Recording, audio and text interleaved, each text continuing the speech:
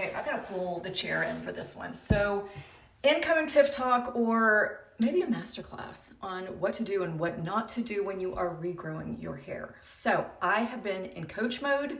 It's like the ladies got through January and the brain is thawed out and everyone's ready to get focused. So, I'm just now getting to this. I'm getting a lot of questions about Kytera. I'm getting a lot of great testimonials. Y'all are loving it. You're seeing results. Your hairstylist is noticing. So keep it up. Consistency, remember. But I thought I would share the things that I stopped doing this time around, regrowing my hair, and things that I added in. Some of these things you've heard me talk about before, but there's a lot of new sisters here. And the other day, going to the movies, my girlfriend, I had my hair straight, which I rarely just wear it super straight, but she was like, oh my gosh, your hair is so shiny and it looks so healthy. It's getting really long. And she knows I'm using Kytera. And I was like, oh, I did an apple cider vinegar rinse last night when I washed my hair. And I started doing that again. I know I talked about this years ago if you have been with me since Sanctuary Style, but I haven't done it in years. So when I started this hair regrowth journey, I started doing the rinse probably once a month. I need to do it every other week. You can actually do it every week, but you do about 4 tablespoons of ACV, and I just get a measuring cup, put about a cup of water or so, and then I do the shampoo. I'm actually out of conditioner, put an order in. Do your normal, and then at the end, I just pour it all over my scalp. I make sure to get it on the scalp because it is so good for the scalp. It is antimicrobial. So any of the buildup, it just keeps the scalp really healthy and balances the natural pH. I just think it's a great add-on to the botanicals, the healing botanicals in the Kytera shampoo and conditioner. And the great thing that I'm loving is the shampoo and conditioner alone is going to help with any dandruff issues because it's getting your scalp healthy. Or itchiness. I don't get dandruff, but I get bad itchiness. And that is subsiding because of a don't. Probably gonna go back and forth, so keep up with me. A don't is I stopped using dry shampoo. Y'all, it is so toxic. And the buildup, especially if you're like me and you only wash your hair once a week and you're using a ton of dry shampoo, stop today, throw it in the trash can. Let's stop with the dry shampoo. Okay, I went to grab these because I knew you would ask. So this is what I was using. I need to throw these away. And started using, get this, rose water. And if you're a hairstylist, maybe you can tell me that I'm wrong, but my sister used to be obsessed with the Thayer's Witch Hazel rose water until last year on my healing journey. I had to cut back and strip back everything that had fragrance in it. I was so sensitive to everything with fragrance. You shouldn't use things with fragrance. Your skincare shouldn't have fragrance in it because it is an endocrine disruptor, but pick your battles. We love our perfumes. We love our bougie smells or whatever.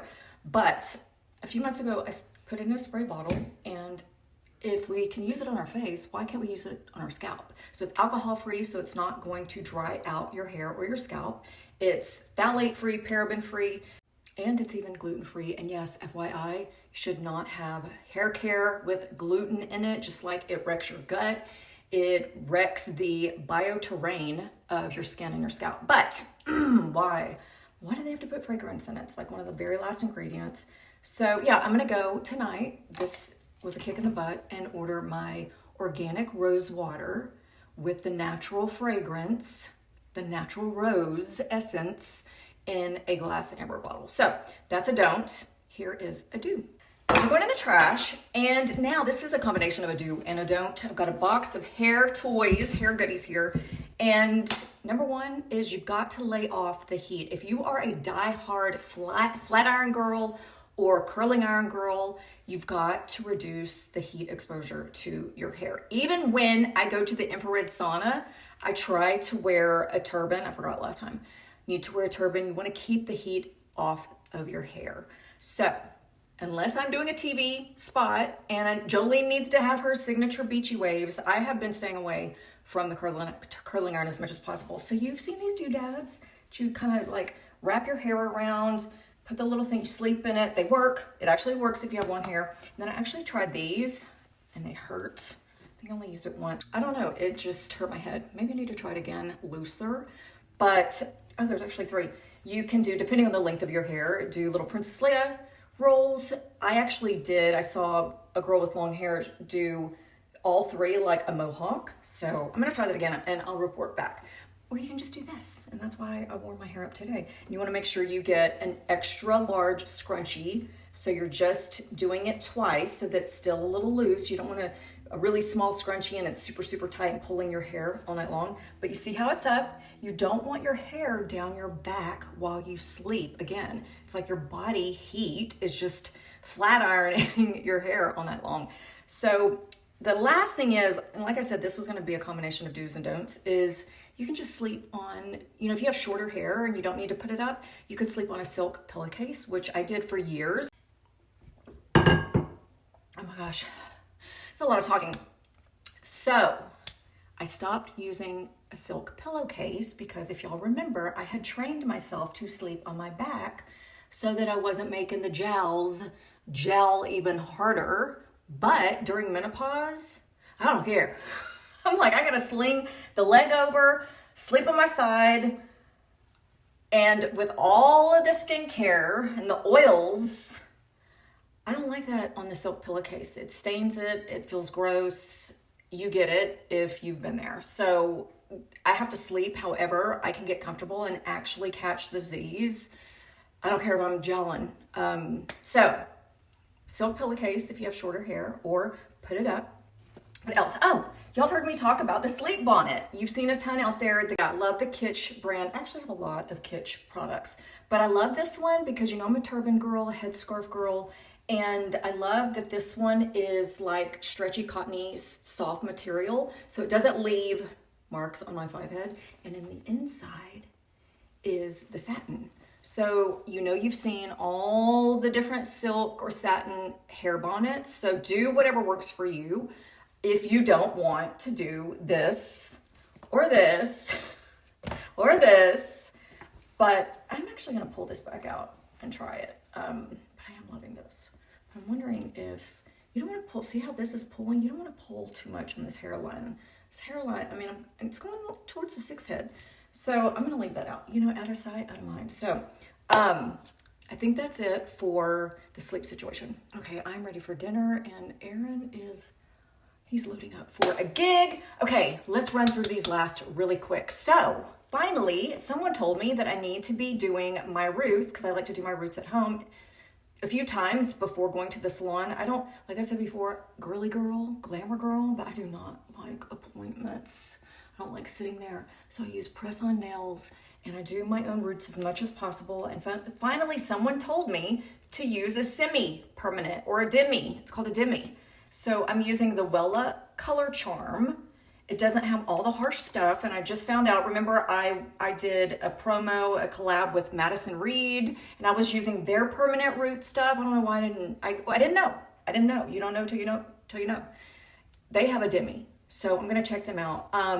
But I started doing that, and I'm sure you have noticed that Jolene has been leaning on the dark side, which is cool during the winter, but it's been killing me not to go and get my honey beachy blonde highlights, but very soon, just in time for spring, because my hair, I think, can tolerate it now. It's healthy. So when you are regrowing your hair, why go and fry it?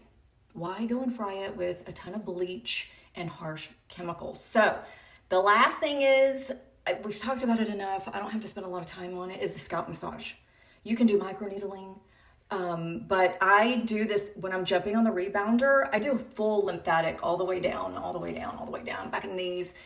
But you want to really massage, not just scratch. I know I've talked about this so many times, but you get the lymph going as well, all the way. If you've gotten on the face yoga side of TikTok, then you know that working the fashion, doing the cranial massage, it actually gives you a facelift. But I lied. There is one more, and it's the most important, and it is you got to quit stressing out, sister.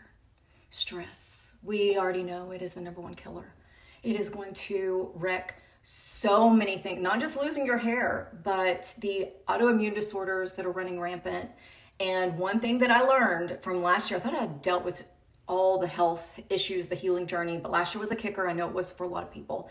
And it is truly, I know I've been talking about the nervous system for a while, But I really got it finally through this thick head last year. And it is a pattern. The nervous system is a map of your life. So if you came from a chaotic household, this was the story of my life. I was chaotic, I was high anxiety, and so I attracted people like that all through my life. I was comfortable, you're comfortable in the chaos. And then menopause hit, and it was like, nope, we're done with that. And you have to put yourself as a priority, and that's why I say that is the gift of menopause. And you have to set the boundaries with the energy vampires, with the people that trauma dump, and being a coach and someone that, someone will stop me in an aisle in Target and tell me their life story. They just feel safe with me, and it's a blessing, but it's also a burden. But I had to put hard boundaries with the chaotic people and realize, no, I'm not attracted to those people anymore. I am different. I've changed. You have to take ownership. You have to take ownership and purposely, you got to rest. You got to let yourself rest. That was a big one for me. So intentionally recalibrating and resetting your nervous system is a journey. It doesn't happen overnight because it is that pattern and that map. So Aaron used to get so happy when I would just stop because I was a doer. I got my validation from doing, right? So this is the beingness that I've talked about for the last couple of years. This is a whole nother workshop and a whole nother masterclass, but allow yourself to rest. It is a journey. You will get triggered, you will get pulled back, and it is hard to say no, but it is time for you to put yourself first. And our 80-year-old selves are going to thank us. So I love y'all. And if you have any questions about this, DM me. And those of you ladies that have started it, stay consistent.